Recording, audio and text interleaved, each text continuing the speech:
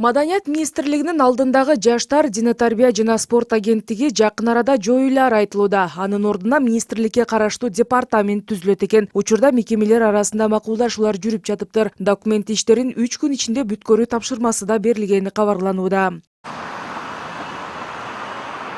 Спорт тармагы өткөн жылы Маданият министрлигинин курамына кошулган, ага чейин өкмөттүн алдындагы өзүнчө агенттик болчу. Эми болсо департамент кылуу аракетине көпчүлүк спортчулар каршы болушууда. Анткени Маданият министрлигинин алдындагы департамент болуп калса, бул тармакка жетиштүү көңүл бөлүнбөй калат деп чоочулашууда. 1980-жылдагы Олимпиада оюндарынын чемпиону, оор атлетика боюнча дүйнөнүн 4 жолку чемпиону Каныбек Осмоналиев эч кайсы министрликтин алдына киргизбей, мурдагыдай эле өкмөткө караштуу агенттикти калыбына келтирсе деген сунушун айтат.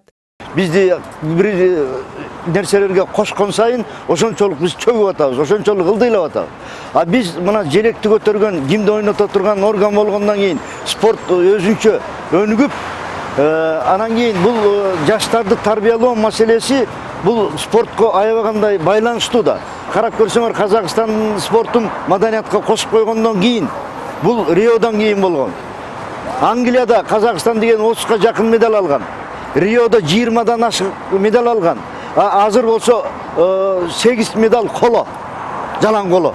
Алтынды кыштык. Мына маданиятка кошкондун бирден бир себепкери. Анткени пикир келишпестик болот. Бул бир, экинчиси бир жагына чойгон болот.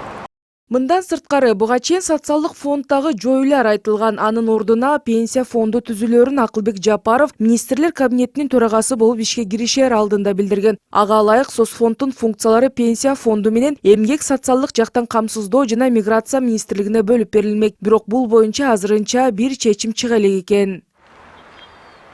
Учурда министрлер кабинетинин түзүмү айрым өзгөртүүлөргө дуушар болууда. Кечээ күнү санариптик өнүктүрүү министрлиги кайрадан түзүлдү. Министрдин милдетин аткаруучу болуп буга чейинки жетекчиси Дастан Догоев дайындалды. Бүгүн анын талапкерлигин жогорку кеңеш карап, эл өкүлдөрү макулдугун беришти. Кыргыз Республикасынын санариптик өнүктүрүү министринин кызмат ордуна дайындоого Догоев Дастан Давлетовичтин талапкерлигин Кыргыз Республикасынын жогорку кеңешинин макулдугун алуу үчүн сунушталат.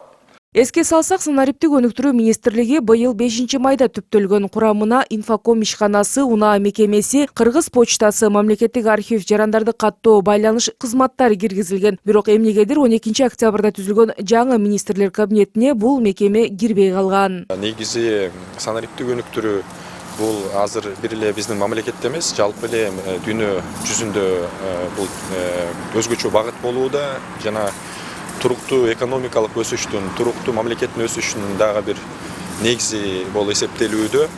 Ошондуктан президенттин жеке колдоосу менен, анан министрлер кабинетинин дагы өзү жеке көз карашы менен жана колдоосу менен биздин министрлик азыркы учурда түзүлүп, ишин иште актайбыз деген ойдомун. Муну менен өкмөттө 16 министрлик болду. Саламаттыкты сактоо жана социалдык өнүктүрүү өз алдынча министрлик болуп, мурдагыдай калыбына келтирилсе, экономика жана финансы министрликтери да экиге ажыратылган. Алардын алдындагы бажы, салык кызматтарын эми финансы министрлиги гана тескейт. Рахат Жаныбекова, Адлет Чокоев, НТС.